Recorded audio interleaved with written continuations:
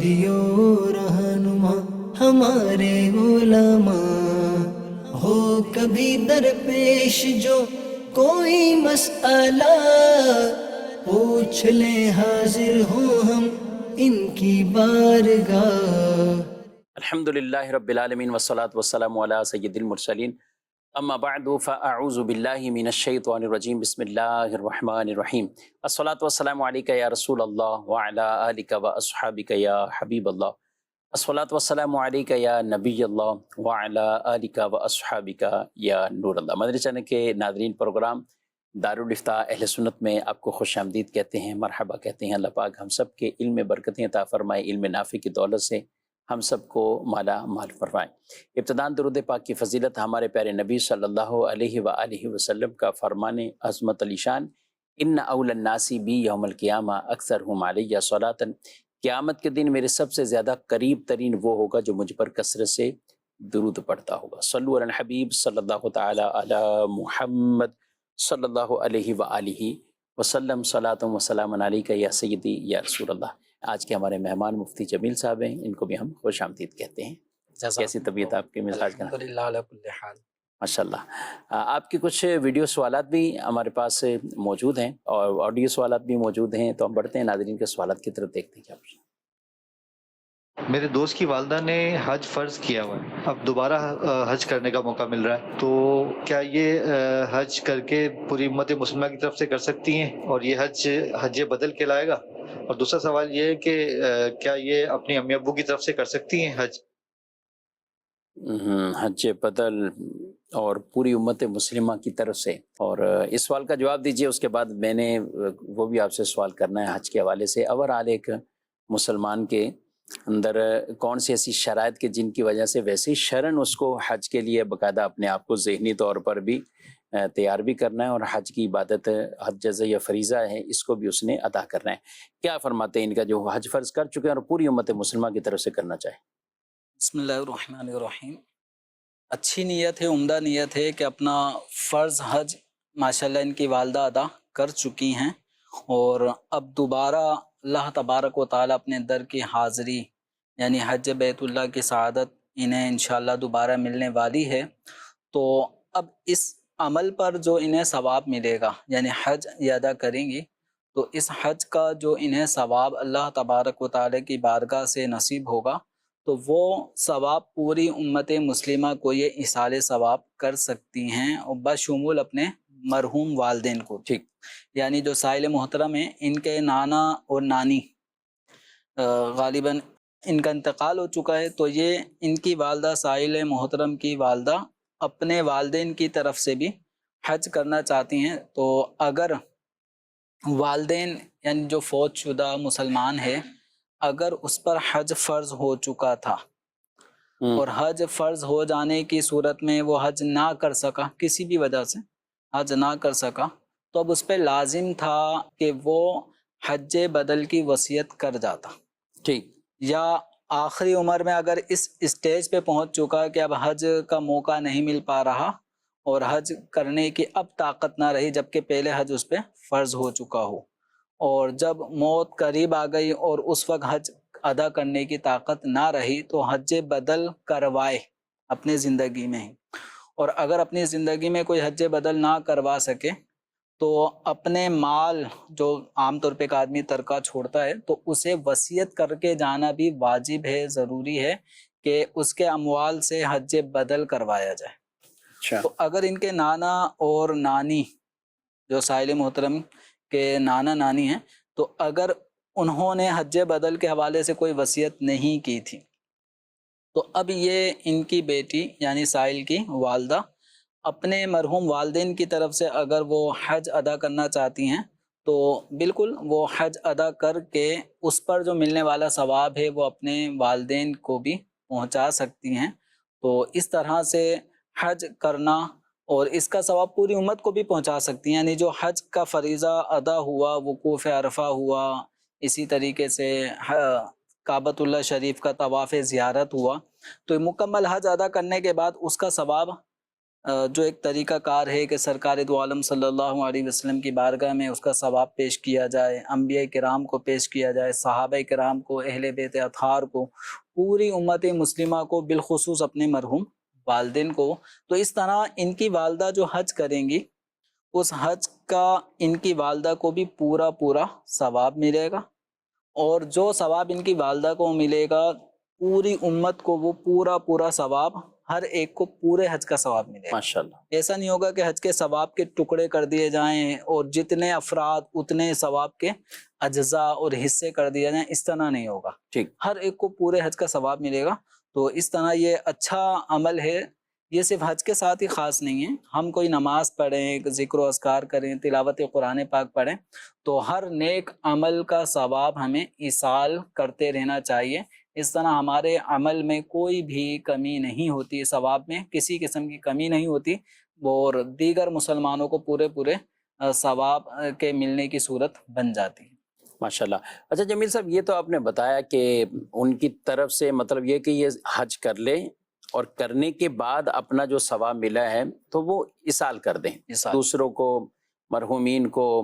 یا دیگر کی جن مقدس ہستیوں کی بارگاہ میں پیش کرنے.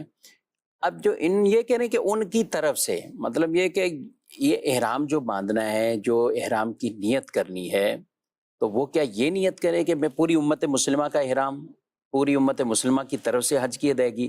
یا وہ اپنی نیت سے حج کرنے جائیں گی؟ جیسے سوال انہوں نے اپنی والدہ کے لیے کہا، تو یہ اپنا احرام، یعنی میں نے عمرے کا جو احرام یا حج کا احرام، یہ اس نیت کر کے اور پھر خود ارکان ادا کریں گے اور پھر ان کو ثواب دوسروں کو دیں. یہ دونوں میں کیا فرق آپ کریں گے؟ دیکھیں، ایک تو ہوتا ہے حج بدل. مثال کے طور پہ ایک آدمی کے اوپر حج فرض ہو چکا تھا، کسی بھی وجہ سے اس نے حج کی ادائیگی نہیں کی، یہاں تک کہ اب وہ عمر کے اس سٹیج پر آ چکا ہے کہ خود بنفس نفیس حج ادا کرنے کی اب اس میں طاقت نہ رہی. مثلا کوئی معاذ اللہ مطلب کوئی معذوری کی صورت بن گئی کہ اب چلنے پھرنے سے معذور ہو گئے، اپاہج ہو گئے. تو حج تو ایک دفعہ جب فرض ہو جائے تو اس کی ادائیگی ہی ضروری ہوتی ہے. تو اب اگر ایسی کوئی صورت تھی، اب اس معذور شخص نے جس پہ حج پہلے فرض ہو چکا تھا، صحت، تندرستی اور دیگر شرائط پائے جانے کی صورت میں، اب وہ اپنی طرف سے اگر کسی کو حج بدل کے لیے بھیجے گا، تو اب جو حج بدل کرنے والا حاجی ہوگا وہ حج کے جو احرام باندھے گا، یعنی اگر وہ حج تمتع کروایا جا رہا ہے، حج افراد کروایا جا رہا ہے، حج قران کروایا جا رہا ہے، جو بھی جس کی طرف سے حج کیا جا رہا ہے، وہ جس انداز کا حج کی 3 اقسام ہیں، وہ جس قسم کے حج کا حج بدل کرنے والے شخص کو حکم دے گا. ٹھیک. تو حج بدل کرنے والا جو حاجی جو پریکٹیکلی عملی طور پہ جائے گا حج کرے گا، تو اس نے نیت اس کی طرف سے کرنی ہے. ٹھیک ہے، کہ یہ جو میں مثال کے طور پہ حج تمتع ہے تو پہلے عمرہ کیا جاتا ہے، عمرے سے فارغ ہونے کے بعد پھر قریب حج کے دنوں میں پھر حج کا احرام باندھا جاتا ہے. تو پہلے عمرے کا احرام باندھیں گے تو نیت کریں گے میں فلاں صاحب کی طرف سے یہ میں عمرے کا احرام باندھ رہا ہوں. ٹھیک ہے، یعنی حج بدل کرنے والا جو پہلے جا کے عمرہ کرے گا وہ بھی اسی کی طرف سے کرنا ہے، اسی کی طرف سے کرے گا. جو حاجی جیسا حج کروانا چاہتا ہے، یعنی حج بدل جو کروانا چاہ رہا ہے اصل شخص، وہ جس طرح کا حکم دے گا اس کے مطابق اس کو حج کے ارکان ادا کرنے ہوں گے. تو اب یعنی جو بھی اب وہ کام ہوں گے کرے گا تو یہ خود ہی نیت ان کی طرف سے کرے، لیکن یہ کہ یہ جو میں نے عمرے کا احرام باندھا ہے ان کی طرف سے. اب جب حج کے احرام باندھنے کا وقت آئے گا تو حج کا احرام باندھتے وقت نیت کرے گا کہ فلاں صاحب کی طرف سے میں حج کا احرام باندھ رہا ہوں. اب طواف اسی کو ہی کرنا ہے، وقوف عرفہ اسی کو جانا ہے، جو حج بدل کرنے والے حاجی صاحب ہوں گے، یعنی وہ سارے ارکان اسی کو سارے ارکان انہی کو ادا کرنے ہوں گے. اور اگر کوئی غلطی کی جس کی وجہ سے کوئی جرمانہ لازم ہوتا ہے، کفارے لازم ہوتے ہیں، بعض صورتوں میں روزہ رکھنا ہوتا ہے، بعض صورتوں میں صدقہ فطر کی مقدار دینی ہوتی ہے، بعض صورتوں میں بکری، دمبا، بھیڑ اس کا دم لازم ہوتا ہے، اور بعض صورتوں میں بدانہ لازم ہو جاتا ہے، بڑا جانور لازم ہو جاتا ہے. تو اب یہ جو اگر جنایت، جرم اگر کوئی حج بدل کرنے والے شخص کی طرف سے اگر پائے گئے تو یہ جرمانے اس کو خود بھرنے ہوں گے. اچھا، جرمانہ یہ خود بھرے، جرمانہ خود بھرنا ہوگا. مطلب یہ جو بھی جنایت اس پہ جنایات، صدقات وغیرہ دم لازم ہوں گے، تو یہ حج بدل کرنے والے کی غلطی ہے نا، یہ اس کی غلطی. اس کی غلطیوں کی وجہ سے اگر کوئی چیز لازم ہو رہی ہے تو یہ خود ادا کرے گا. ٹھیک ہے. لیکن جو حج کے اخراجات ہوں گے، یہ پورے جیسے حج کے یہاں سے جانے اور پھر مکہ شریف پہنچنے اور جو بھی اس میں ضروریات ہیں، ہوٹلز وغیرہ، یہ ساری چیزیں، ان کے بعد پھر واپسی اپنے شہر واپسی آنے، یعنی جس جگہ سے جس کی طرف سے حج بدل کروایا جا رہا ہے نا، اگر وہ کراچی میں رہتا ہے تو یہ بھی کراچی سے ہی سفر کرے گا حج بدل کرنے ٹھیک ہے، والا، تو اسی مقام سے جانے اور واپسی آنے تک جو بھی اخراجات ہیں، یہ سارے اخراجات اصل شخص برداشت کرے گا جس کی طرف سے نائب کی حیثیت سے حج بدل کروایا ٹھیک، کیا جا رہا ہے۔ لیکن اگر کوئی جرمانے وغیرہ لازم ہوتے ہیں تو وہ حج بدل کرنے والے شخص کی خود ذاتی غلطیاں ہیں، کوتاہیاں ہوئی ہوں گی، جس کی وجہ سے جرمانے لازم ہوں گے، تو اس کا وہ خود پابند ہوگا۔ اچھا حج بدل کی پھر یہ جو خاص آپ نے کیفیت اور شرائط بتائیں کہ کن صورتوں میں حج بدل کروا سکتے ہیں، یعنی یہ انہی کے لیے احکامات ہیں، یہ ان کے لیے ہیں۔ اور دوسرا پوائنٹ یہ آتا ہے کہ انتقال کر گئے، انتقال کر گئے اور وصیت بھی نہیں کی تھی، جی ہاں، تو اب یہ اپنے طور پہ کوئی اپنے مرحوم والدین کی طرف سے اگر حج کرنا چاہتا ہے، اب اس کو وہ حج بدل کا نام عام طور پہ لوگ دے دیتے ہیں کہ انہوں نے حج نہیں کیا تو ہم ان کی طرف سے حج کر رہے ہیں، تو یہ اصل میں یہ اپنا ہی حج کر رہے ہوتے ہیں۔ ٹھیک جو بھی حاجی جا رہے ہیں یہ اپنا ہی حج کر رہے ہیں، یہ حج کے اندر عمرے کا احرام یا حج کا احرام باندھیں گے تو اپنی طرف سے ہی حج یا عمرے کے احرام کی نیت کریں گے، اور جو ارکان ادا ہو گئے، عمرہ ادا ہو گیا، حج ادا ہو گیا، تو اس کا ثواب پھر جن کے نیت سے آپ نے حج یا عمرہ کرنا تھا ان کو آپ ایصال کر دیں۔ جیسے بعض لوگ یہ کرتے ہیں کہ میں نے آپ کی طرف سے طواف کیا، جی ہاں، ٹھیک، تو اب یہ میری طرف سے اگر آپ طواف کرتے ہیں تو اس کے اندر آپ یہ عمل آپ کا ایصال ثواب ہوگا، ایصال ثواب، کہ آپ نے یہ نیت کر لی کہ اب جو میں طواف کر رہا ہوں، یا طواف کر لینے کے بعد پھر آپ نیت کر لیتے ہیں کہ اس کا ثواب فلاں کو پہنچے، تو یہ ہے ایصال ثواب۔ تو ایصال ثواب تلاوت قرآن کا بھی ہو سکتا ہے، نفل یا فرض نمازوں کا بھی ہو سکتا ہے، نفل یا فرض روزوں کا بھی ہو سکتا ہے، ایسے ہی نفلی یا فرض حج، طواف، ان چیزوں کا بھی ہو سکتا ہے۔ ٹھیک ہے۔ آپ کی باتوں سے ایک بات یاد آئی کہ کسی کی طرف سے طواف کرنا نا، تو حرم شریف میں کسی کو دیکھا کہ فارغ ہو گئے ہیں اپنے طواف سے، تو اب آدمی پیچھے بیٹھتے ہیں جیسے ہی، تو پہلے کی بات ہے تو وہاں بیٹھے تو کوئی فون کر کے اپنے علاقے میں، یعنی پاکستان میں کسی کو کہہ رہا تھا کہ میں نے آپ کی طرف سے طواف کر لیا، نفل آپ پڑھ لو۔ سبحان اللہ۔ اچھا وہ کہنے لگے نفل آپ پڑھ لو، میں تو بیٹھا ہوا تو یار کہ طواف انہوں نے کیا ہے، نفل وہاں پڑھا دیے، میرے دن میں ایسے شعار ہیں، پتہ نہیں ایسا نہیں عمرہ بھی کسی کی طرف سے کیا ہے اور حلق اس کا کروا دیں، ممکن ہے بھائی، یہ کچھ بھی ہو سکتا ہے، کچھ بھی ہو سکتا ہے۔ تو میں نے پھر جو ساتھی تھے ان کو کہا کہ ان کو آپ جا کے مسئلہ بتا دیں کہ آپ کو یہ نفل پڑھنے، آپ ثواب ان کو دیں اور ثواب ان کو اچھا پہنچائیں۔ شفیق بھائی، ضمناً یہ بھی کہ جیسے حج بدل کی بات ہوئی، اب آپ جواب دیں گے، جی جن کی طرف سے حج بدل کروایا گیا، حاجی صاحب نے تو ان کی طرف سے حج کر لیا، احرام سے باہر نکلنے کا وقت آ گیا، اب ان کو سر منڈانا ہے یا بالوں کی تقصیر کرانی ہے، تو جن کی طرف سے حج ہو رہا ہے وہ کراچی میں، تو کیا انہیں بھی حلق کرانا پڑے گا؟ نہیں نہیں، ان کو کچھ بھی نہیں الگ کروانا ہوگا، لوگ شاید اس طرح کے ہو سکتا ہے۔ سمجھتے ہوں اس طرح کے۔ جب یہ والا فون والا میں نے تو خود سنا ہے، یعنی کہ وہ ان کو کہہ رہے ہیں کہ نفل آپ شکرانے کے چلیں، اگر شکرانے کے پڑھنا چاہیں یہاں پہ کہ میری طرف سے فلاں نے طواف کر لیا یہ تو میں شکرانے کے طور پہ ایک نفل پڑھ لے، تو یہ ایک کسی الگ نے بات، حرم شریف میں ہمیں یاد رکھا، ہمیں یاد رکھا۔ ہماری طرف سے بھی طواف، ہم نہ گئے، ہماری طرف سے طواف ہو گیا، ہمیں ثواب مل گیا، تو یہ بطور شکرانہ پڑھنے میں تو حرج نہیں ہے، لیکن جو طواف کے نفل ہوتے ہیں جو واجب کے درجے میں ہیں، تو وہ تو جس نے طواف کیا ہے اسے ہی ادا کرنے ہوں۔ ٹھیک ہے۔ اچھا ان نوافل کے لیے کچھ جیسے بیچ میں مکروہات وقت آ جاتے ہیں ایسے نا، اب عصر کی نماز کے بعد طواف کیا ہے، ٹھیک ہے، اب وہ وقت ہے یا بالکل آخری 20 منٹ والا وقت آ جاتا ہے، تو اس کو کتنا مؤخر کیا جا سکتا ہے، اور پھر اس کو وہیں حدود حرم میں یا یہی لازمی مسجد حرام میں یا ہوٹل میں کہیں بھی اس کو پڑھ لیا بعد میں اپنی آسانی سے؟ جیسے طواف کعبہ کے بعد جو نوافل پڑھے جاتے ہیں تو بہتر یہ ہے کہ اگر مکروہ وقت نہ ہو تو طواف سے فارغ ہونے کے بعد سعی کرنے سے پہلے ان نوافل کو مقام ابراہیم کے قرب میں پڑھا جائے، یہ سب سے بہتر اور افضل مقام ہے، ورنہ پورے مسجد حرام میں آپ کہیں پہ بھی پڑھ سکتے ہیں، مسجد حرام میں نہ پڑھ پائے تو اپنے ہوٹلز میں بھی پڑھ سکتے ہیں، مکہ شریف میں بھی پڑھ سکتے ہیں، وہاں نہ پڑھ سکے مدینہ شریف چلے گئے تو وہاں پہ بھی پڑھ سکتے ہیں، حتیٰ کہ وہاں بھی نہیں پڑھ پائے اور اپنے پاکستان واپسی آ گئے تو اپنے شہر میں بھی وہ، اپنے ملک میں بھی آ کر وہ نوافل طواف کے پڑھے جا سکتے ہیں، لیکن سب سے بہتر جو مقام تھا اور جو بہتر وقت تھا وہ یہی تھا کہ اگر مکروہ وقت نہ ہو تو مقام ابراہیم کے قرب میں ہی اس کو پڑھا جائے۔ تو اب یہ جو میں نے جواب کے اندر کہا کہ مکروہ وقت نہ ہو، تو یہ جو طواف کے بعد پڑھے جانے والے 2 رکعت جو نماز ہے یہ اپنی اصل کے اعتبار سے نفل ہے، طواف کرنے کی وجہ سے یہ طواف کرنے والے پر واجب ہو جاتی ہیں، تو اپنی اصل کے اعتبار سے نفل ہونے کی وجہ سے ان کو عصر کے فرض ادا کرنے کے بعد نہیں پڑھا جائے گا۔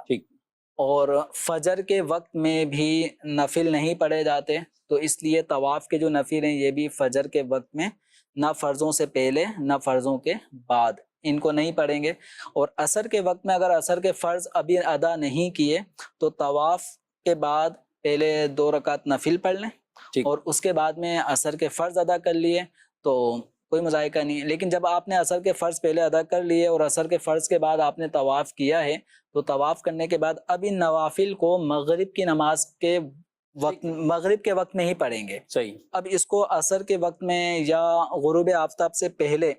جو 20 منٹ کا وقت ہوتا ہے، طلوع آفتاب کے بعد جب سورج اوپر ہوتا ہے تو یہ 20 منٹ کا دورانیہ یہ، اور جب سورج عین سر پر پہنچ جاتا ہے جسے زحف کبریٰ کہتے ہیں، تو ان 3 اوقات میں بالخصوص کوئی سی بھی نماز پڑھنا جائز نہیں ہے، نہ طواف کے نفل، نہ عام نوافل، نہ فرائض۔ یہ 3 اوقات مکروہ ہیں۔ ان کے علاوہ فجر کا پورا وقت نوافل کے لیے منع ہے، اور عصر کے فرض ادا کرنے کے بعد سے لے کے غروب آفتاب تک یہ پورا وقت نوافل کے لیے منع ہے۔ تو اب طواف کے جو نفل ہیں ان کو ذہن میں رکھنا چاہیے۔ بعض اوقات کتنی تعداد ہوگی، کتنے رہتے ہیں، یعنی پڑھنے ہیں ان کو ادا پڑھنے ہیں، تو بعض اوقات یہ کرتے ہیں کہ پہلے طواف کرتے رہیں اور نوافل بھی بعد میں اکٹھے ایک ساتھ پڑھیں گے۔ بعض لوگ یہ بھی کرتے ہیں کہ اب عشاء کے وقت میں ایک بڑا ٹائم ان کو مل گیا، اب انہوں نے ذہن بنایا کہ 10 طواف کرنے ہیں اور 10 طواف کے جو باقی 20 رکعت بنیں گی وہ اکٹھی پڑھنی ہیں، تو یہ مکروہ ہے۔ یعنی ایک ساتھ جمع کرتے، ایک ساتھ جمع کرنا، ہر طواف کے بعد جو نوافل ہیں ان کے ساتھ ساتھ ان کو پڑھتے رہیں، ہر نوافل چھوڑ کر پھر طواف میں مصروف ہو جانا، پھر نوافل چھوڑ کے پھر طواف میں مصروف ہو جانا، تو یہ مکروہ عمل ہے۔ سنت یہی ہے کہ ہر طواف سے فارغ ہونے کے بعد جب وقت مکروہ نہ ہو تو نوافل بھی ادا کر لیں، پھر اگلا طواف شروع کر دیں، کیونکہ اس میں مذائقہ نہیں ہے، اور اس انداز سے اگر کرتے رہیں گے تو آپ کو یاد بھی رہے گا کہ ایک طواف پورا ہو گیا، نوافل بھی ہو گئے۔ اب آپ نے دادا کی طرف سے طواف کیا تھا ان کو اصالے کر دیں، والد کی طرف سے کیا تھا ان کو اصال کر دیں، اور زندہ کو بھی اصال ثواب کیا جا سکتا ہے، اس کے لیے مرنا ہی شرط نہیں ہے۔ ٹھیک ہے۔ مقام ابراہیم پر جگہ نہ ملے اور عام طور پہ جیسے کہ پاسبل نہیں ہوتا کہ بالکل اس کے قرب پر نماز یوں پڑھی جائے، اور بالخصوص رش کے دنوں میں، رمضان کے ہوں یا حج کے ایام ہوں، تو اب حتاً امکان بیچ میں جمیل صاحب اس طرح کہ نہ نماز کا پتہ چل رہا ہو، کس طرح ارکان اس کے ادا کرنے، لیکن وہ قرب میں پڑھنے کی کوشش میں راستہ بھی روکتے ہیں اور دیگر کئی چیزیں اس طرح کے، تو مسجد حرام میں کسی بھی جگہ پہ ادا کر لیں، پیچھے آ کر کہیں بھی آپ پڑھ لیں اس کو، نماز کو، اور اس کو ادا کر لینا چاہیے۔ بہرحال شوال المکرم سے ہی حجاج کرام اپنے حج کی تیاریوں میں بھی گویا کہ کئی ایسے ہوتے ہیں کہ جو اپنی بکنگ کروا چکے، پیکیجز کے معلومات لے رہے ہیں، یا لینی بھی چاہیے، بالخصوص صاحب ثروت افراد اور وہ افراد جنہوں نے اپنے فرض حج ادا نہیں کیے۔ اللہ نے آپ کو نوازا ہے، آپ کے اندر وہ شرائط پوری ہیں، آپ کو تندرستی بھی ہے، استطاعت بھی ہے، تو پھر حج کو بلا وجہ خام خواہ وہ تاخیر کرنا یہ جائز نہیں ہے۔ حج کو مؤخر کرتے رہنا، ابھی یہ وقت کچھ لوگ شادیوں کا عذر بنا کر، مکانات کا عذر بنا کر، ابھی اپنی دکان نہیں ہوئی تو اس کو عذر بنا کر وہ اپنے حج کو مؤخر کرتے رہتے ہیں، تو صحب استطاعت والے شخص کے لیے، جس کے پاس پوری گنجائش اور یہ استطاعت موجود ہے، تو اس کے لیے قطعاً شرعاً یہ جائز نہیں ہے کہ ان چیزوں کو وہ عذر بنا کر اپنے حج کو مؤخر کریں۔ جلد سے جلد اپنے یہ حج کے فریضے کو یہ بالکل ادا کرنا چاہیے، اور بطور خاص جب حج کے ایام یا حج کی تیاریاں جب ہو رہی ہیں، قافلے بن رہے ہوتے ہیں، ویسے تو رمضان سے ہی شروع ہو جاتا ہے، رمضان سے پہلے بھی، لیکن ہمیں بطور خاص ہر ایک کو اس حوالے سے اپنے اندر ان شرائط کو بھی دیکھنا چاہیے اور اس کے مطابق حج کی ضرور کچھ انتظام کرنا چاہیے۔ بڑھتے ہیں آپ کے سوالات کی طرف، پہلے ایک دو سوالات لیتے ہیں۔ میرا آپ سے سوال ہے مفتی صاحب کہ اگر کوئی شخص صدقہ فطر دینا بھول جاتا ہے یا اس کی حالات اس طرح سے ہوں مالی کہ وہ ادا نہ کر سکے تو پھر اس کے لیے کیا حکم ہے، یہ ارشاد فرما دیجیے۔ جی حضرت، صدقہ فطر پورے رمضان میں تو ویسے سوالات یہ ہوتے ہی ہیں، لیکن اچھی توجہ دلائی کہ بعض کے رہ جاتے ہوں کسی وجہ سے بھی، تو کیا کریں؟ جو غنی مالدار شخص ہے جس پر صدقہ فطر واجب تھا، تو وہ اگر عید کے موقع پہ صدقہ فطر ادا نہ بھی کر سکا تب بھی یہ صدقہ فطر کا وقت اس کے لیے باقی رہے گا۔ اس کے اندر ایسا نہیں ہے جیسے نماز کا وقت ہوتا ہے وہ ختم ہو گیا تو اب قضا ہو گئی، یا بعض چیزیں ایسی ہوتی ہیں کہ ٹائم گزر گیا تو اب وہ لازم نہیں رہیں، تو ایسا نہیں ہے۔ صدقہ فطر جس کے اوپر واجب ہو گیا وہ واجب ہی رہے گا یہاں تک کہ وہ اس کی ادائیگی کر دے۔ تو اگر کسی نے صدقہ فطر ابھی تک ادا نہیں کیا باوجود یہ کہ اس پہ صدقہ فطر واجب ہو چکا تھا، تو اسے صدقہ فطر ادا کرنا ہوگا، اور صدقہ فطر کے جو مصارف ہیں، جو شریف فقیر ہیں، ان تک پہنچا دیں، یا دعوت اسلامی کے جو صدقات واجبہ کے جو اکاؤنٹ ہیں اس کے اندر آپ اس کو ٹرانسفر کر دیں، یا دعوت اسلامی کے ذمہ داران سے رابطہ کر لیں اور صدقہ واجبہ صدقہ فطر اس کی رسید حاصل کر لیں، تو آپ کے اس صدقہ فطر کو شرعی تقاضوں کے مطابق اس کی ادائیگی کی صورت بنا دی جاتی ہے۔ تو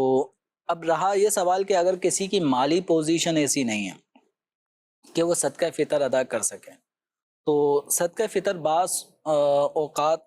جو ہمارے غریب ہوتے ہیں نا، نادار لوگ بھی ہوتے ہیں، محتاج ہیں، غریب ہیں، لیکن صدقہ فطر وہ بھی خوش دلی کے ساتھ اللہ تبارک و تعالیٰ کی راہ میں دے رہے ہوتے ہیں۔ تو سال میں یوں ایک موقع ہوتا ہے 320 روپے بھی صدقہ فطر تھا، تو وہ اپنے بیوی بچوں کا بھی صدقہ فطر نکال رہے ہوتے ہیں، حالانکہ وہ ان پہ واجب بھی نہیں ہوتا، شریف فقیر ہیں، محتاج ہیں، لیکن اللہ تعالیٰ کی راہ میں دینے کا ایک ذوق شوق ہوتا ہے۔ تو اب اگر کوئی اس وجہ سے کہ اس پہ صدقہ فطر واجب بھی نہیں تھا اور عید کے دنوں میں وہ اتنی استطاعت بھی نہیں پا رہا تھا کہ اگرچہ واجب نہیں تھا پھر بھی وہ دینا چاہتا تھا، نہ دے سکا، تو شرعاً تو اس پہ لازم نہیں ہے، لیکن وہ اب بھی اگر دینا چاہے تو شرعاً کوئی مذائقہ بھی نہیں ہے کہ اللہ تبارک و تعالیٰ کی راہ میں اس کا یہ دینا پھر ایک نفلی صدقہ کہلائے گا۔ جی مزید سوال۔ نور مصطفیٰ تاری عرض گزار ہوں، مفتی صاحب کی بارگاہ میں سوال عرض یہ ہے کہ مقتدی کا تشہد کے اندر اتحیات پڑھنے کا کیا حکم ہے، اور اگر مقتدی کے تشہد مکمل کیے بغیر امام صاحب دوسری رکعت میں چلے گئے یا امام صاحب نے سلام پھیر لیا تو اس صورت میں مقتدی کو کیا کرنا چاہیے؟ ٹھیک ہے، مزید سوال۔ میرا مفتی صاحب سے یہ سوال ہے کہ کیا اذان بغیر وضو دے سکتے ہیں؟ جی بالکل، میں یہ بھی شامل کرتے ہیں۔ اذان بغیر وضو کیا فرماتے ہیں؟ بے وضو اذان دینا مکروہ ہے۔ اذان دینے کے لیے بھی آدمی کو باوضو ہونا چاہیے، قبلہ رو ہونا چاہیے، لیکن اگر کسی نے وضو نہ ہونے کے باوجود اذان دے دی تو اذان بہرحال ہو جائے گی، اس اذان کے اعادے کی حاجت نہیں ہے۔ ٹھیک ہے، تشہد کے حوالے سے سوال کیا ہے بھائی نے کہ اگر سلام پھیر دیا، اور ویسے تشہد کا حکم کیا ہے؟ بیسک مقتدی کو بھی پیچھے پڑھنا ہے؟ مقتدی ہو یا امام ہو یا اکیلے نماز پڑھنے والا شخص ہو، تو تشہد یعنی التحیات للہ والصلوات والطیبات یہ پوری عبدہ و رسولہ تک اس کا پڑھنا واجب ہے۔ دوسری رکعت میں بھی پڑھنا واجب ہے، اور 4 رکعت والی نماز ہے تو چوتھی رکعت میں بھی پڑھنا واجب ہے۔ مغرب یا وتر پڑھ رہے ہیں تو تیسری رکعت میں بھی پڑھنا واجب ہے۔ تو اب اگر مقتدی نے دوسری رکعت میں عبدہ و رسولہ تک نہیں پڑھ سکے، ابھی اشہد ان لا الہ یہی شروع کیا تھا، اور امام صاحب قیام میں کھڑے ہو گئے تیسری رکعت کے لیے، یا چوتھی رکعت کے اندر اگر کوئی پہنچتا ہے اور امام صاحب اتحیات میں بیٹھے ہیں اور یہ اتحیات ابھی انہوں نے سٹارٹ کی ہے اور اتحیات کے درمیان میں ہی ہے اور امام صاحب اپنی نماز مکمل کر رہے ہیں، سلام پھیر رہے ہیں، تو ان دونوں صورتوں میں جو مقتدی ہے اسے اتحیات پوری مکمل کرنا واجب ہے۔ یہ پوری اتحیات پڑھنے کے بعد ہی تیسری رکعت میں کھڑے ہوں گے، اور اتحیات پوری پڑھنے کے بعد ہی اگر یہ مسبوق تھے تو اپنی فوت شدہ رکعتوں کو پڑھنے کے لیے کھڑے ہوں گے۔ یہ ایسا نہیں ہے کہ اگر امام صاحب نے سلام پھیرا اور ان کی ادھوری اتحیات ہیں مسبوق کی تو یہ آدھی چھوڑ کر ہی کھڑا ہو جائے، یہ پوری کر کے پھر کھڑے ہوں گے۔ اور اگر دوسری رکعت میں اتحیات پڑھ رہے تھے اور ابھی پوری نہیں پڑھی کہ امام صاحب تیسری رکعت کے لیے کھڑے ہو گئے، تو ابھی یہ مقتدی ادھوری اتحیات چھوڑ کے نہیں کھڑے ہوں گے، ان پہ بھی واجب ہے کہ اتحیات کو مکمل کریں، پھر امام کی طرف تیسری رکعت میں کھڑے ہو جائیں۔ جبکہ یہ عبدہ و رسول تک نہیں پڑھا، ہاں، یعنی عام عوام لوگ اتحیات کو بعض اوقات وہ یوم یقوم الحساب تک سمجھتے نہیں، ہیں۔ اتحیات جو نا وہ عبدہ و رسولہ تک ہے، باقی تشہد اسی کو کہتے ہیں، تشہد اسی کا نام ہے، صحیح، کیونکہ اس میں اشہد اللہ الہ الا اللہ یہ کلمات ہے نا، اس میں شہادت ہے، ٹھیک ہے، تو تشہد کا معنی ہی یہی ہے کہ شہادت دینا۔ تو یہ تشہد اتحیات والے کلمات کو کہا جاتا ہے جو عبدہ و رسولہ تک مکمل ہے۔ آگے درود شریف ہے، آگے دعا ہے، تو یہ مغرب کی تیسری رکعت میں، 4 رکعت والی نماز کی چوتھی رکعت میں، یا فجر پڑھ رہے ہیں تو اس کی دوسری رکعت میں اب اتحیات کے بعد درود شریف اور دعا بھی پڑھی جائے گی۔ یعنی آخری قاعدہ جب بھی آپ قاعدہ اخیرہ میں درود شریف بھی اور دعا بھی پڑھی جائے گی، جبکہ قاعدہ اولیٰ کے اندر اتحیات عبدہ و رسولہ تک پڑھ کے پھر کھڑا ہونا ہے، اب اس میں درود شریف نہیں پڑھیں گے۔ صحیح۔ اچھا، اگر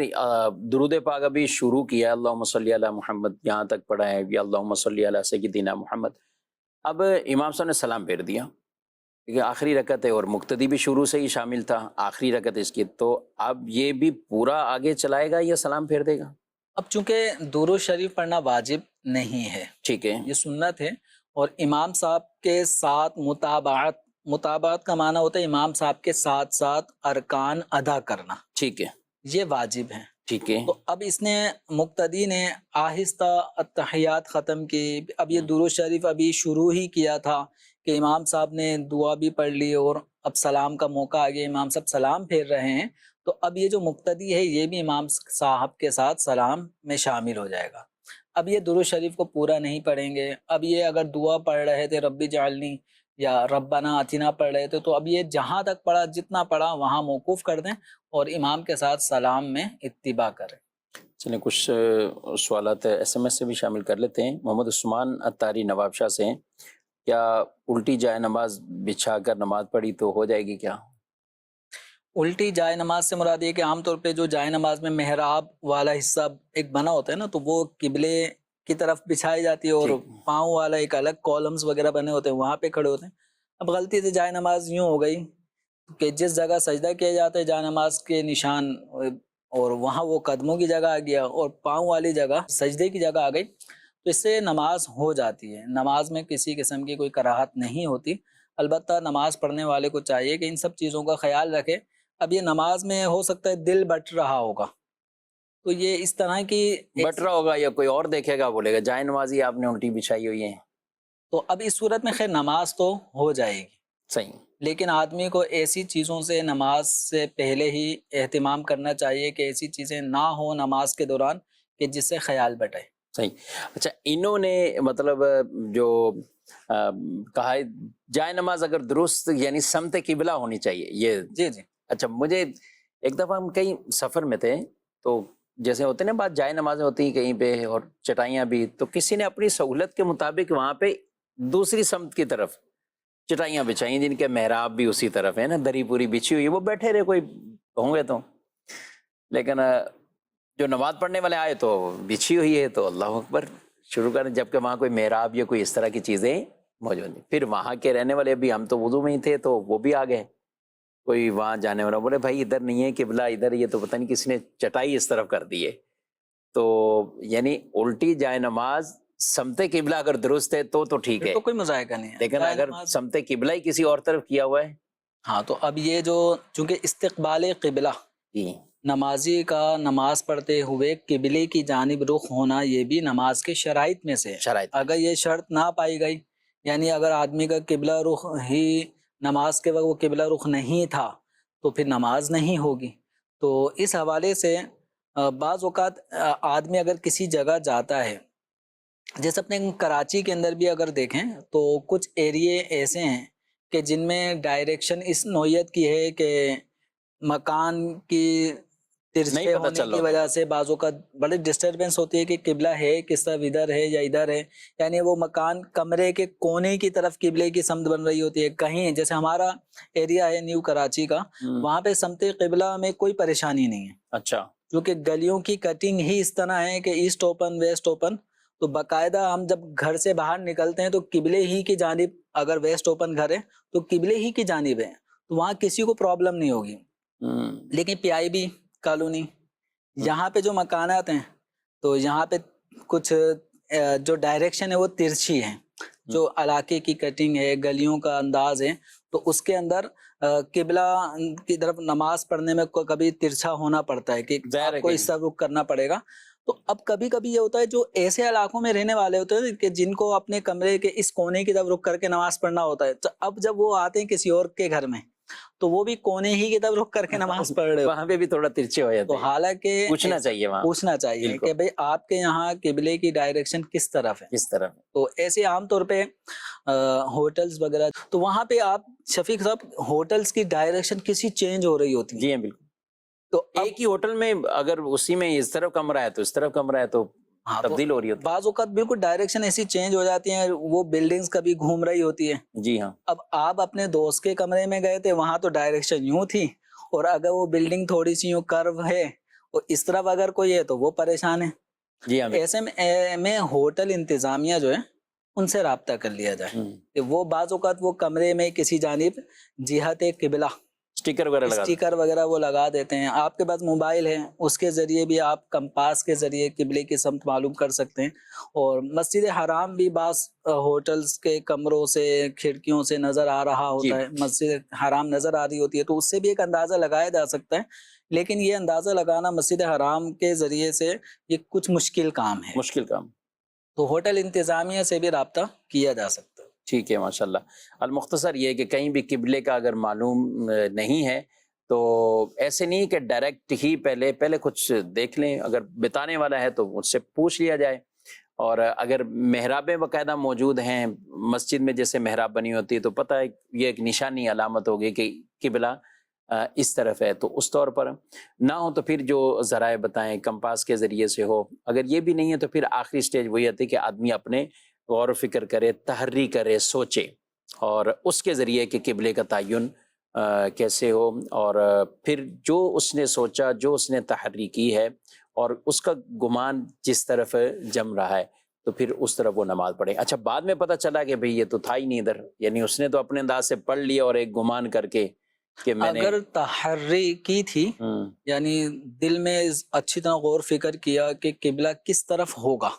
کوئی وہاں بتانے والا نہیں ہے، کوئی علامت شناخت نہیں ہے کہ جس کے ذریعے قبلے کی سمت معلوم کی جا سکے اور نماز پڑھنی ہے، تو اب یہ آدمی نے تحری کی، یعنی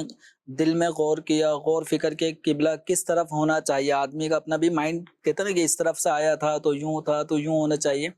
تو اگر یہ دل میں کسی ایک جانب دل میں قبلہ کی سمت ہونا دل میں جم گیا اور اس نے اس رخ پہ نماز پڑھ لی، بعد میں پتہ چلتا ہے کہ بھائی اس طرف نہیں تھا قبلہ جو آپ سمجھے تھے، قبلے کی ڈائریکشن تو ایسے ہے اور آپ نے 90 ڈگری بالکل غلط کیا ہے سمت، تو اب نماز ہو گئی، کیونکہ نماز پڑھنے والے نے تحری کر کے نماز پڑھی تھی. وہ تحری اس وقت کی جائے گی جب تحری کا موقع ہو. ٹھیک ہے. اور اگر کوئی آدمی تحری نہیں کرتا، اب ایسی بات سے نماز پڑھ لو، تو اب اگر اس نے سمت قبلہ بھی نماز پڑھی ہے تو بعض صورتوں میں اس کی نماز نہیں ہوتی. تو ایسے موقع پہ اسے سمت قبلہ معلوم کرنا چاہیے. جی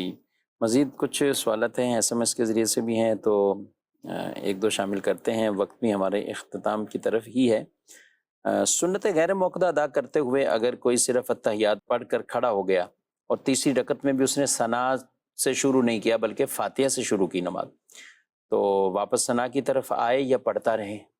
اب سورہ فاتحہ شروع کر دی تو اب سورہ فاتحہ ہی آگے کنٹینیو رکھے. سورہ فاتحہ کو چھوڑ کر ثنا یعنی سبحانک اللہم سنت غیر موقدہ کی تیسری رکعت میں اب نہ پڑھے، کیونکہ اب سورہ فاتحہ شروع کر دی تو اب اس کو چھوڑنے کی کوئی وجہ نہیں بنتی. ٹھیک ہے. زکوٰۃ کے پیسے کہیں مدرسے میں خود ہی لگا سکتے ہیں؟ زکوٰۃ یہ صدقہ فطر یہ جو واجب ہوتے ہیں نا، ان کو مدرسے میں مسجد میں کسی بھی ایسے تعمیراتی کام یا ضروری اخراجات میں صرف کرنے سے زکوٰۃ ادا نہیں ہوتی. اس کا جو مصرف ہے شرعی فقیر مستحق زکوٰۃ، یہ زکوٰۃ یا فطرہ پہلے اس کو دے دیا جائے، مالک بنا دیا جائے. تو اس طرح مالک بنانے سے تملیک فقیر کرنے سے زکوٰۃ کی ادائیگی ہو گئی. جب زکوٰۃ ادا ہو گئی تو اب یہ شرعی فقیر خوش دلی کے ساتھ مسجد کو مدرسے کو اگر یہ رقم دے دیتے ہیں صرف کرنے کے لیے تو اب یہ رقم مسجد مدرسے میں خرچ ہو سکتی ہے. یہ ناظرین کرام آپ نے پروگرام ملاحظہ کیا، اپنا فیڈ بیک بھی ضرور دیجیے گا، اور ہمارے پروگرام کا وقت اپنے اختتام کو پہنچا ہے. آپ سے اجازت بھی چاہتے ہیں. کئی سوالات آپ کے ایسے بھی ہوتے ہوں گے اور ضروری اور اہم بھی ہوتے ہوں گے اور درپیش ہوتے ہوں گے، اگر ہم اس پروگرام کے اندر شامل نہ کر پائیں تو آپ ان کے لیے دارالفتاء اہل سنت سے براہ راست آپ رابطہ بھی کر سکتے ہیں. اللہ پاک ہم سب کو علم دین سیکھ کر سمجھ کر درست طریقے سے اس پر عمل پیرا ہونے کی توفیق عطا فرمائے. آپ سے اجازت چاہتے ہیں. فی امان اللہ. ہادی و رہنما ہمارے علماء، ہو کبھی درپیش جو کوئی مسئلہ، پوچھ لیں حاضر ہوں ہم ان کی بارگاہ.